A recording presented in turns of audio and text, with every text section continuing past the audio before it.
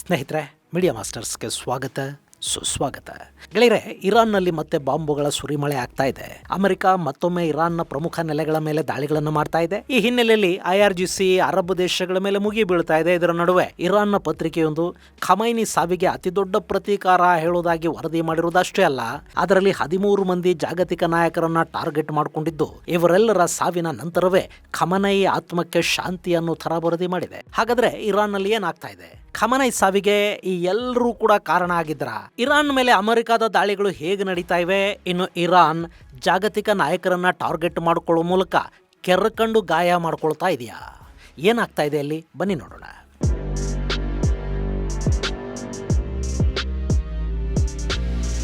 ಗೆಳೆಯರೆ, ಅಮೆರಿಕ ಹಾಗೂ ಇರಾನ್ ನಡುವಿನ ಯುದ್ಧ ಮತ್ತಷ್ಟು ತೀವ್ರ ಆಗ್ತಾ ಇದೆ. ಈ ಹಿಂದೆ ನಡೆದಿದ್ದ ಕದನ ವಿರಾಮ ಈಗ ಮುರಿದು ಬಿದ್ದಿದೆ.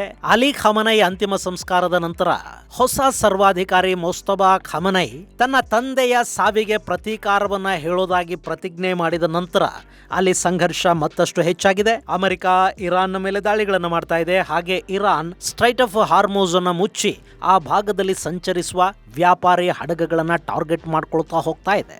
ಈಗ ಅಮೆರಿಕ ಮಾಡ್ತಾ ಇರೋ ದಾಳಿಲಿ ಇರಾನ್ನ ಪವರ್ ಪ್ಲಾಂಟ್ಗಳು, ನ್ಯೂಕ್ಲಿಯರ್ ಸೈಟುಗಳು, ಪ್ರಮುಖ ಮಿಲಿಟರಿ ಕೇಂದ್ರಗಳು ಹಾಗೆ ಮೂಲಭೂತ ಸೌಕರ್ಯಗಳು ಕೂಡ ನಾಶ ಆಗಿವೆ. ಹಾಗೆ ಬುಧವಾರ ಸೆಂಟ್ಕಾಮ್ ನಡೆಸಿರೋ ದಾಳಿಲಿ ಸುಮಾರು 30ಕ್ಕೂ ಹೆಚ್ಚು ಮಂದಿ ಬಲಿಯಾಗಿದ್ದಾರೆ ಅನ್ನೋ ಮಾಹಿತಿ ಕೂಡ ಹೊರಬೀಳ್ತಾ ಇದೆ. ಇನ್ನು ಬುಧವಾರ ಅಮೆರಿಕದ ಪಡೆಗಳು ಇರಾನ್ನ ಗ್ರೇಟರ್ ತನ್ಬೂ ದ್ವೀಪಗಳ ಮೇಲೆ ಸತತವಾಗಿ ದಾಳಿಗಳನ್ನು ಮಾಡಿವೆ. ಈ ದಾಳಿ 90 ನಿಮಿಷಗಳ ಕಾಲ ನಡೆದಿದ್ದು, ಅಲ್ಲಿನ IRGC ನೆಲೆಗಳನ್ನ ಹಾಗೂ ಮಿಲಿಟರಿ ಇನ್ಫ್ರಾಸ್ಟ್ರಕ್ಚರ್ ಅನ್ನ ನಾಶ ಮಾಡಿರುವುದಾಗಿ ಅಮೆರಿಕ ಹೇಳ್ಕೊಳ್ತಾ ಇದೆ. ಇದರ ಜೊತೆ ಸಿಸ್ತಾನ್ ಬಲೂಚಿಸ್ತಾನ್ನಲ್ಲಿನ ಬಂಪೋರ್ ಪ್ರದೇಶದಲ್ಲಿರುವ ಇರಾನ್ನ 388 ಮೆಕನೈಸ್ಡ್ ಇನ್ಫೆಂಟ್ರಿ ಬ್ರಿಗೇಡ್ನ ನೆಲೆಗಳ ಮೇಲೆ ಕೂಡ ಅಮೆರಿಕ ಮಿಸೈಲ್ಗಳನ್ನು ಹಾಕಿದೆ. ಅಲ್ಲಿ ಒಟ್ಟು 13 ಮಿಸೈಲ್ಗಳು ಬಿದ್ದಿದ್ದು, ಅಮೆರಿಕದ ಈ ಹೊಸ ದಾಳಿಯಲ್ಲಿ 260ಕ್ಕೂ ಹೆಚ್ಚು ಮಂದಿ ಗಾಯಗೊಂಡಿದ್ದಾರೆ ಅನ್ನೋದನ್ನ ಇರಾನ್ನ ಹೆಲ್ತ್ ಮಿನಿಸ್ಟ್ರಿಯ ವಕ್ತಾರ ಹೊಸೈನ್ ಕೆರ್ಮಾನ್ ಪೋರ್ ಹೇಳ್ತಾ ಇದ್ದಾರೆ. ನಾವು ಅಮೆರಿಕದ ದಾಳಿಗಳಿಗೆ ತಕ್ಕ ಪ್ರತ್ಯುತ್ತರವನ್ನ ಕೊಡ್ತೀವಿ ಅಂತ ಇರಾನ್ ಕೂಡ ಅಬ್ಬರಿಸ್ತಾ ಇದೆ. ಇನ್ನು ಗ್ರೇಟರ್ ಹಾಗೂ ಲೆಸರ್ ತನ್ಬೂ ದ್ವೀಪಗಳ ಮೇಲಿನ ದಾಳಿಗೂ ಕೂಡ ಹೊಸೈನಿ ಖಂಡನೆಯನ್ನ ವ್ಯಕ್ತಪಡಿಸಿದ್ದಾರೆ. ಇಲ್ಲಿ ಗ್ರೇಟರ್ ತನ್ಬೂ ಹಾಗೂ ಅದರ ಪಕ್ಕದಲ್ಲಿರುವ ಲೆಸರ್ ತನ್ಬೂ ದ್ವೀಪಗಳು ಇರಾನ್ನ ಅತ್ಯಂತ ಮಹತ್ವದ ದ್ವೀಪಗಳು ಅಂತ ಕರೆಸ್ಕೊಳ್ಳುತ್ತವೆ. ಪರ್ಷಿಯನ್ ಗಲ್ಫ್ನಲ್ಲಿ ಸ್ಟ್ರೈಟ್ ಆಫ್ ಹಾರ್ಮೋಸ್ನಿಂದ ಕೆಲವು ಕಿಲೋಮೀಟರ್ಗಳಷ್ಟು ದೂರದಲ್ಲಿರುವ ಈ ದ್ವೀಪಗಳಲ್ಲಿ IRGC ತನ್ನ ನೆಲೆಗಳನ್ನು ಹೊಂದಿದೆ. ಆ ನೆಲೆಗಳ ಮೂಲಕ ಹಾರ್ಮೋಸ್ ಅಲ್ಲಿ ಓಡಾಡುವ ಹಡಗುಗಳ ಮೇಲೆ ಹಿಡಿತವನ್ನ ಸಾಧಿಸೋದಕ್ಕೆ IRGCಗೆ ಸಾಧ್ಯ ಆಗ್ತಾ ಇದೆ. ಹಾಗೆ ನೋಡಿದ್ರೆ ಈ ದ್ವೀಪಗಳ ಮೇಲಿನ ಒಡೆತನದ ಹಕ್ಕಿಗಾಗಿ UAE ಮತ್ತು ಇರಾನ್ ನಡುವೆ ಇವತ್ತಿಗೂ ಒಂದು ವಿವಾದ ಹಾಗೇ ಇದೆ. UAEಯಲ್ಲಿ ಬ್ರಿಟಿಷ್ ಸೇನೆ ಇರುವವರೆಗೆ, ಅಂದ್ರೆ ಈ ದ್ವೀಪಗಳ ಮೇಲೆ ಬ್ರಿಟಿಷರ ಹಿಡಿತ ಇರುವವರೆಗೆ ಇವುಗಳನ್ನ ದಕ್ಕಿಸಿಕೊಳ್ಳೋದಿಕ್ಕೆ ಇರಾನ್ಗೆ ಸಾಧ್ಯ ಆಗಿರಲಿಲ್ಲ. ಆದ್ರೆ 1971ರಲ್ಲಿ ಬ್ರಿಟಿಷ್ ಸೇನೆ ಇಲ್ಲಿಂದ ಹೊರಟು ಹೋಗ್ತಿದ್ದಂತೆ ಈ ಗ್ರೇಟರ್ ಹಾಗೂ ಲೆಸರ್ ತನ್ಬೂ ದ್ವೀಪಗಳ ಮೇಲೆ ಇರಾನ್ನ ಸೇನೆ ನುಗ್ಗಿ ಬಂತು. ಅವತ್ತಿಗೆ ಇರಾನ್ನಲ್ಲಿ ರಾಜಾಡಳಿತ ಇತ್ತು. ಆದರೂ ಅವರು UAEಗೆ ಸೇರಿದ ಈ ದ್ವೀಪಗಳನ್ನ ತಾವು ವಶಪಡಿಸ್ಕೋಬೇಕು ಅಂತ ಅಂದ್ಕೊಂಡ್ರು. ಈ ದ್ವೀಪಗಳ ಮೇಲೆ ಹಿಡಿತವನ್ನ ಸಾಧಿಸಿದ್ರೆ ಸ್ಟ್ರೈಟ್ ಆಫ್ ಹಾರ್ಮೋಸ್ ಮೇಲೆ ಹಿಡಿತ ಸಿಕ್ಕಂತಾಗತ್ತೆ ಅನ್ನೋದನ್ನ ಇರಾನ್ ಅವತ್ತೇ ಅರ್ಥ ಮಾಡ್ಕೊಂಡಿತ್ತು.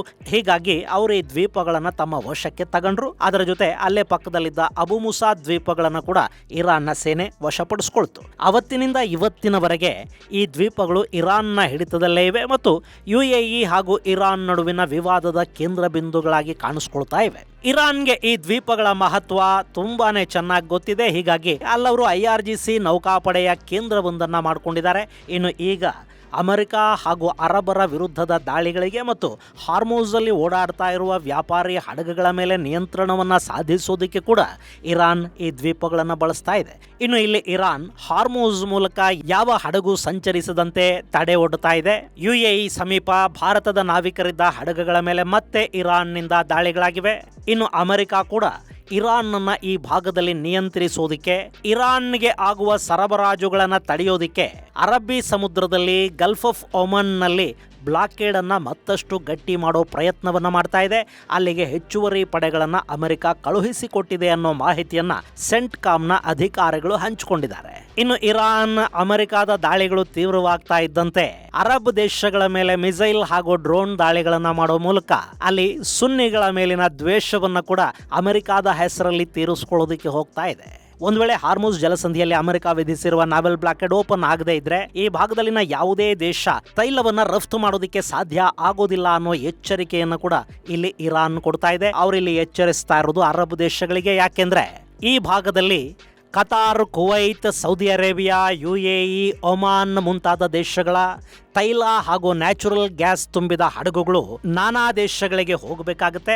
ಅದನ್ನ ಇರಾನ್ ತಡೆಯೋದಿಕ್ಕೆ ಪ್ರಯತ್ನ ಪಟ್ರೆ ಅಥವಾ ಆ ಹಡಗುಗಳ ಮೇಲೆ ದಾಳಿಯನ್ನ ತೀವ್ರಗೊಳಿಸಿದ್ರೆ ಈ ಸಮುದ್ರ ಮಾರ್ಗದ ಮೂಲಕ ನಡೆಯುವ ತೈಲ ವ್ಯಾಪಾರ ಸಂಪೂರ್ಣವಾಗಿ ನಿಂತು ಹೋಗಬೇಕಾಗಿ ಬರುತ್ತೆ. ಜೊತೆಗೆ ಅರಬ್ ದೇಶಗಳ ಸರಬರಾಜು ವ್ಯವಸ್ಥೆಗೆ ಕೂಡ ಇಲ್ಲೊಂದು ಬ್ರೇಕ್ ಬೀಳುತ್ತೆ. ಹಾಗಂತ ಸೌದಿ ಅರೇಬಿಯಾಗೆ ಬಾಬ್ ಅಲ್ ಮಂದಾಬ್ ಮೂಲಕ ಅರಬ್ಬಿ ಸಮುದ್ರವನ್ನ ಪ್ರವೇಶಿಸುವ ಮತ್ತೊಂದು ಹಾದಿ ಇದೆ. ಆದರೂ ಅದನ್ನು ಕೂಡ ಈಗಾಗಲೇ ಹೌತಿಗಳು ಬಂದ್ ಮಾಡೋ ಪ್ರಯತ್ನವನ್ನು ಮಾಡ್ತಾ ಇದ್ದಾರೆ. ಆ ಭಾಗದಲ್ಲಿ ಹೌತಿಗಳ ದಾಳಿ ತೀವ್ರಗೊಂಡು ಗಲ್ಫ್ ಆಫ್ ಒಮಾನ್ ಮತ್ತು ಹಾರ್ಮುಜ್ ಸಂಪೂರ್ಣವಾಗಿ ಮುಚ್ಚಲ್ಪಟ್ರೆ ಈ ಭಾಗದಲ್ಲಿ ವ್ಯಾಪಾರಿ ಹಡಗುಗಳ ಸಂಚಾರಕ್ಕೆ ತೀವ್ರ ತೊಂದರೆ ಉಂಟಾಗುತ್ತೆ.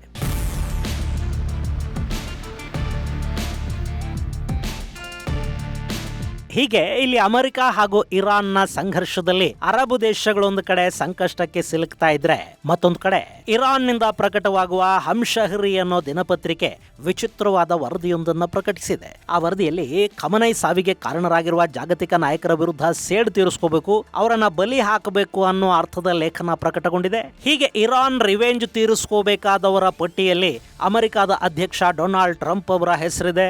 ಜರ್ಮನಿಯ ಚಾನ್ಸಲರ್ ಫೆಡ್ರಿಕ್ ಮರ್ಜ್ ಇದ್ದಾರೆ.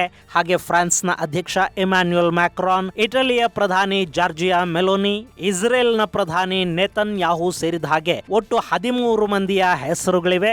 ಇವರನ್ನ ಇರಾನ್ನ ಹಿಟ್ ಲಿಸ್ಟ್ ಅಲ್ಲಿರುವವರು ಅಂತ ಹೇಳಲಾಗ್ತಾ ಇದೆ. ಇಲ್ಲಿ ಪ್ರತಿಯೊಬ್ಬರು ಕೂಡ ಒಂದಲ್ಲ ಒಂದು ರೀತಿ ಇರಾನ್ ಸರ್ವೋಚ್ಚ ನಾಯಕನ ಸಾವಿಗೆ ಕಾರಣರಾಗಿದ್ದಾರೆ. ಇವತ್ತು ಖಮನೈ ಇಲ್ಲ, ಆದ್ರೆ ಮೋಸ್ತಬಾಯಿಂದ ಒಂದೇ ಒಂದು ಆದೇಶ ಬರಲಿ ಅಂತ IRGC ಹಾಗೂ ಇರಾನ್ನ ಸೇನೆ ಕಾಯ್ತಾ ಇದೆ ಅನ್ನೋ ತರ ಆ ಪತ್ರಿಕೆ ವರದಿ ಮಾಡಿದೆ. ಇಲ್ಲಿ ಅಮೆರಿಕದ ಅಧ್ಯಕ್ಷರೇನೋ ನೇರವಾಗಿ ಇರಾನ್ನ ಸರ್ವೋಚ್ಚ ನಾಯಕನ ಮೇಲೆ ಬಾಂಬ್ ಹಾಕ್ಸಿದ್ರು. ಆ ಬಾಂಬ್ ದಾಳಿಯಲ್ಲಿ ಖಮೈನಿ ಸಾವನ್ನಪ್ಪಿದ್ದು ಆಯಿತು. ಅದಾದ ಮೇಲೆ ಅಮೆರಿಕ ಮತ್ತು ಇಸ್ರೇಲ್ಗಳು ಇರಾನ್ನ ವಿರುದ್ಧ ದಾಳಿಯನ್ನ ತೀವ್ರಗೊಳಿಸಿದ್ವು. ಇರಾನ್ನ ಸಾಕಷ್ಟು ನಾಯಕರ ಅಂತ್ಯ ಆಯಿತು. ಹೀಗಾಗಿ ಇರಾನ್ಗೆ ನೆತನ್ಯಾಹು ಮತ್ತು ಟ್ರಂಪ್ ಮೇಲೆ ದ್ವೇಷ ಇದ್ರೆ ಅದಕ್ಕೊಂದು ಅರ್ಥ ಇದೆ. ಹಾಗೆ ಇರಾನ್ ಟ್ರಂಪ್ ಹಾಗೂ ನೆತನ್ಯಾಹು ಅವರ ಹತ್ಯೆಗೆ ಸಂಚು ರೂಪಿಸಿದೆ ಅನ್ನೋ ವರದಿಗಳನ್ನು ಕೂಡ ಪದೇ ಪದೇ ಬೇಹುಗಾರಿಕಾ ಇಲಾಖೆಗಳು ಕೊಡ್ತಾ ಇವೆ. ಹಾಗೆ ಈ ಪಟ್ಟಿಲಿ ಫೆಡ್ರಿಕ್ ಮರ್ಜ್ ಹೆಸರಿರೋದು ಜರ್ಮನಿಗೆ ಆಘಾತವನ್ನೇನು ತಂದಿಲ್ವಂತೆ. ಯಾಕೆಂದ್ರೆ ಅವರು ಇರಾನ್ನಿಂದ ದಾಳಿಗಳನ್ನು ಎದುರಿಸುವ, ಇರಾನ್ ಜರ್ಮನಿಯ ಚಾನ್ಸಲರ್ ಮೇಲೆ ದಾಳಿಗಳನ್ನು ಮಾಡುವ ಸಾಧ್ಯತೆಗಳಿವೆ ಅನ್ನೋ ಮಾಹಿತಿಯನ್ನ ಈ ಹಿಂದೆನೆ ಅಲ್ಲಿನ ಬೇಹುಗಾರಿಕಾ ಇಲಾಖೆ ಸರ್ಕಾರಕ್ಕೆ ಕೊಟ್ಟಿದೆ ಅಂತ ಹೇಳ್ತಾ ಇದ್ದಾರೆ. ಇಲ್ಲಿ ಇರಾನ್ಗೆ ಜರ್ಮನಿಯ ಮೇಲೆ ಸಿಟ್ಟೇನು ಅನ್ನೋದನ್ನ ನಾವು ನೋಡೋದಾದ್ರೆ, ಜರ್ಮನಿಯ ಚಾನ್ಸಲರ್ ಫೆಡ್ರಿಕ್ ಇರಾನ್ನಲ್ಲಿ ಮುಲ್ಲಾನ ಆಡಳಿತ ಇದೆ. ಮತೀಯ ಆಡಳಿತವನ್ನ ಹೊಂದಿರುವ ಯಾವುದೇ ದೇಶ ನ್ಯೂಕ್ಲಿಯರ್ ಮತ್ತು ಬ್ಯಾಲಿಸ್ಟಿಕ್ ಮಿಸೈಲ್ಗಳನ್ನ ಪಡ್ಕೊಂಡ್ರೆ ಅದು ಜಾಗತಿಕ ಕಂಟಕ ಅನ್ನಿಸ್ಕೊಳ್ಳುತ್ತೆ ಅನ್ನೋ ಹೇಳಿಕೆಯನ್ನ ಕೊಟ್ಟಿದ್ರು. ಇದು ಇರಾನ್ನ ನ್ಯೂಕ್ಲಿಯರ್ ಪ್ರೋಗ್ರಾಂ ವಿರುದ್ಧ ಜರ್ಮನಿಯ ನಿಲುವಾಗಿತ್ತು. ಖಮನೈ ಆಡಳಿತವನ್ನ ಮುಲ್ಲಾ ಆಡಳಿತ ಅಂತ ಕರೆದದ್ದನ್ನ ಇರಾನ್ ತೀವ್ರವಾಗಿ ಖಂಡಿಸಿತ್ತು. ಹೀಗಾಗಿ ಫೆಡ್ರಿಕ್ ವಿರುದ್ಧ ಕೂಡ ಇರಾನ್ ದ್ವೇಷ ಸಾಧಿಸ್ತಾ ಇದೆ ಅಂತ ಹೇಳ್ತಾ ಇದ್ದಾರೆ. ಇನ್ನು ಇರಾನ್ನ ಧಮಕಿಯಿಂದ ಜರ್ಮನಿ ಹೆದರಿದೆಯಾ? ಖಂಡಿತ ಇಲ್ಲ.